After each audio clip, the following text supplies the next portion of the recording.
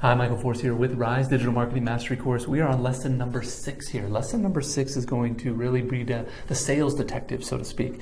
How to profile your ideal customer. A lot of people call it the customer avatar, finding the perfect customer. A lot of these kind of things. It's really a powerful strategy and formula to go after, because once you find your ideal customer, you can craft your product and or service, interest, passion, or idea around that customer, and they will buy from you all day long. So I'm going to break down exactly how to do that here in lesson number 6. So let's jump into lesson number 6 and get started. I'll see you on the inside.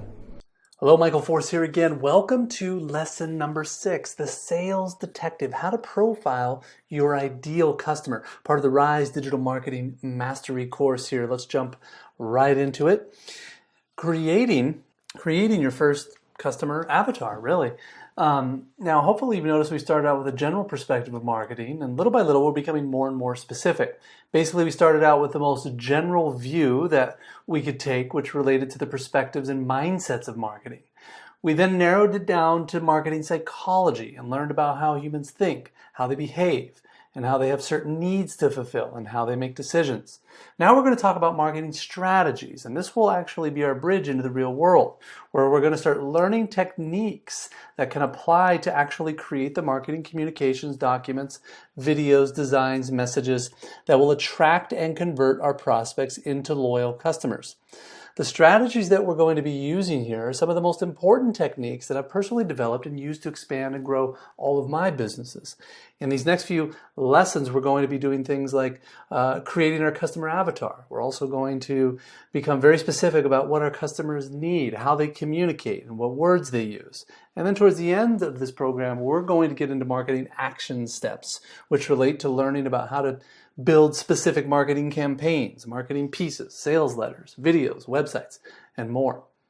So we're officially in lesson number 6, creating your customer avatar. Let's jump right into it here. The customer avatar. If you combine all of your customers into one customer, what would they look like? What are the commonalities of all your customers? Who are they? How old are they? Are they male, female, so on and so forth? If you want to truly make it as a business owner and marketer, it's vital that you combine your customers under one umbrella. To do this, it's crucially important that you list the commonalities that your customer base has. As you build out your customer avatar, you must continue to find the particular commonalities that make your customers uniquely similar to each other. Include only those commonalities that have meaning and value, and discard all of the other irrelevant information.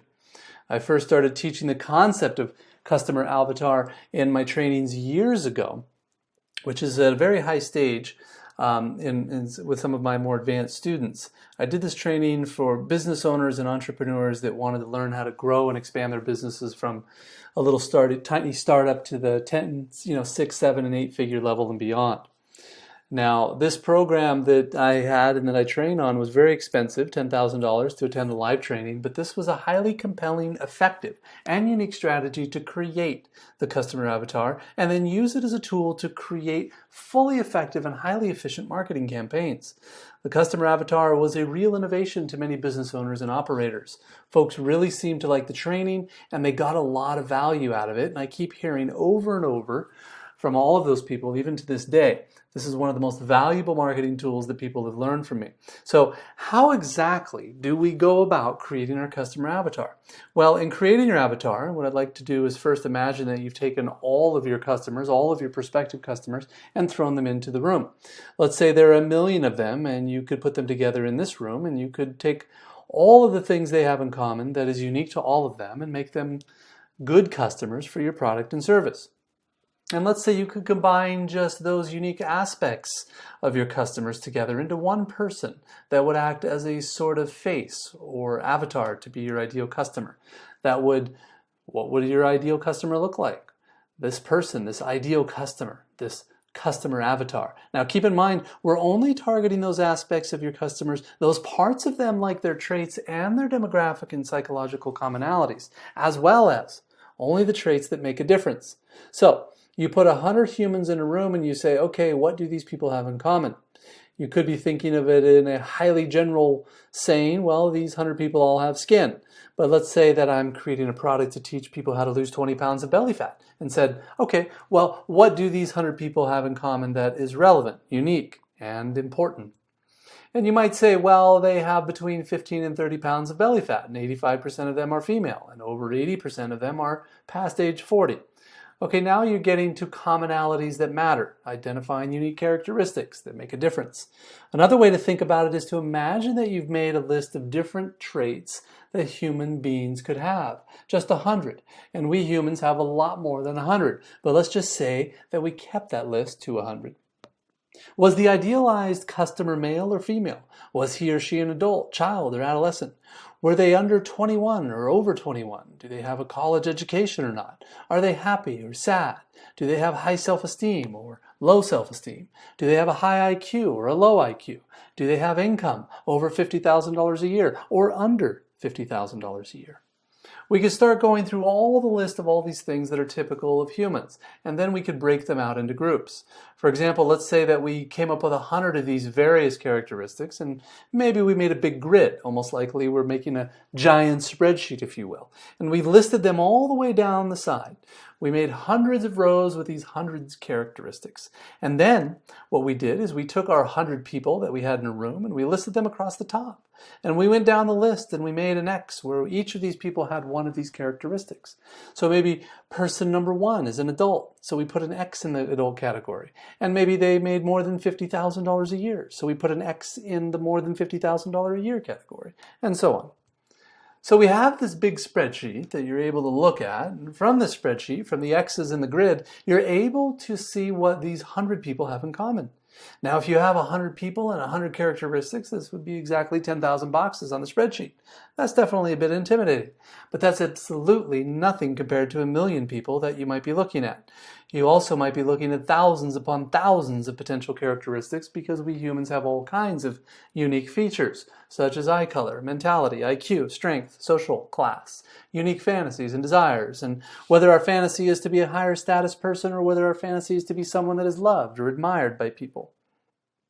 These are all potential ways that we can slice and dice this. Imagine a big giant grid that had millions and millions of squares in it, and you had to go through and put X's inside of those squares where your particular customers have the trait that makes them a good prospect for you. Which squares would each of them fill? In other words, how could you tell that person was a good prospect customer for you? Among the things we've learned so far was seeing that our customers' fears and frustrations are, what their wants and aspirations are. We've learned to dive deep and get into more and more specific by talking to them and asking questions. Well, as you list all of these traits that your customers have in common, and then you imagine combing them all together into one, now you're creating what I call a customer avatar. Again, include all those commonalities that have meaning and value, and discard anything else irrelevant. Now, when you create a customer avatar in your mind and you start writing down a description of them, keep in mind that it's not going to be a description of a regular normal person. You're not going to say that this is a Caucasian female that's 5 foot 6 inches tall and 130 pounds, because that's way too general. That could be a description for anyone. Instead, you're going to be describing only those things that related to them being a good prospect or not. So you might say your avatar is female, and then you add in this by saying things like she's a female over age of 40 and under the age of 60 who has between 15 and 30 pounds of extra belly fat. In addition, this female is particularly afraid of getting heart disease and cancer and having a stroke in the next 20 years if she doesn't do something about her weight. She's also afraid of losing her spouse or having him cheat on her because she's physically unattractive.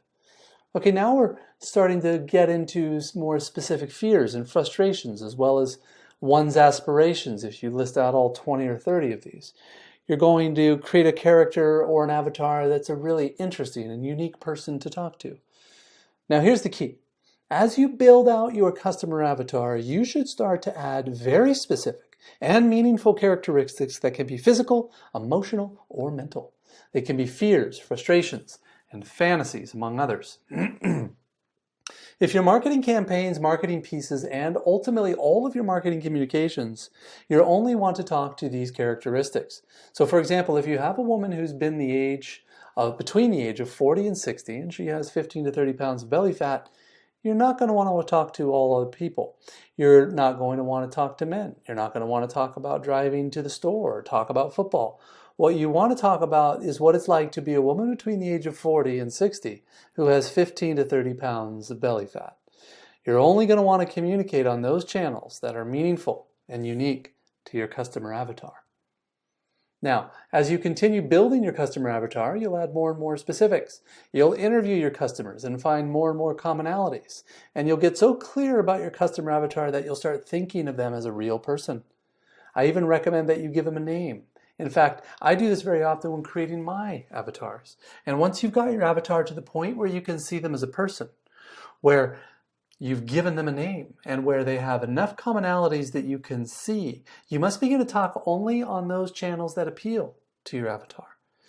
It is this particular point where you can now start creating marketing pieces that speak to all of your prospective customers without breaking rapport, without making them feel like they're not the one you're talking to. And most importantly, with each of them feeling like you have created your message, your marketing, and your advertisements, your education, and your products just for that one individual person. You see, when you find the commonalities of your customers, you find out those specific, meaningful, and unique aspects that they all share in common. From their perspective, when you only talk about those things, you're only talking directly to them. However, what most marketers do is talk at people in a group, assuming they're all listening in at once. They even say things like, all you women out there who would like to lose weight, right? That doesn't sound specific. It doesn't sound particular. Instead, it sounds like I'm just an insignificant member of a big group that you're talking at. On the other hand, when you say something like, when I was 47 years old and I had 25 pounds of extra belly fat, and I was worried that I was going to get cancer, heart disease, and a stroke, and I was worried that my partner was going to leave me, find me unattractive, and I was very depressed. Now, right there, I sound like I'm talking about myself, but I understand my customer avatar. I understand that they also would be very close, and there's an overlap with every single thing that I said.